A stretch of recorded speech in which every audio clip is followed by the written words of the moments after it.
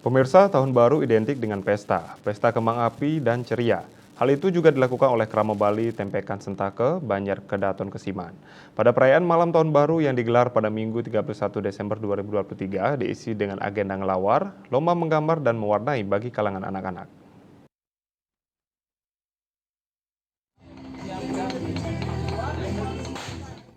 Tradisi menyambut tahun baru di Tempekan Sentake, Banjar Kedaton Kesiman rutin dilakukan tiap tahun.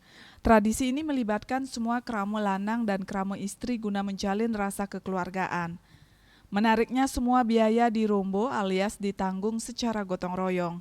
Tahun ini sedikit berbeda jika kaum dewasa terlibat mebat atau ngelawar. Kramo istri menyiapkan aneka hidangan. Kini anak-anak ikut lomba mewarnai bagi anak di bawah 4 tahun. Sedangkan anak usia 5 tahun ke atas mengikuti lomba menggambar. Acara dipusatkan di Pura Sentake Kesiman. Penyerahan hadiah dilakukan Kelian Banjar Kedaton Kesiman Anak Agung Nila bersama prajuru dan Kepala Dusun Kedaton Yantok Adi.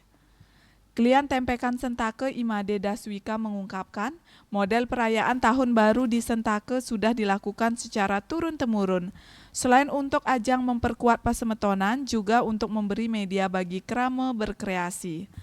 Yang utama adalah menyambung kaderisasi di lingkungan Tempekan untuk saling menjaga pasemetonan sesuai visi Wasudewam Kutumbakam bahwa kita adalah semua bersaudara. Acara menyambut Tahun Baru 2024 diakhiri dengan makan malam dan bernyanyi bersama.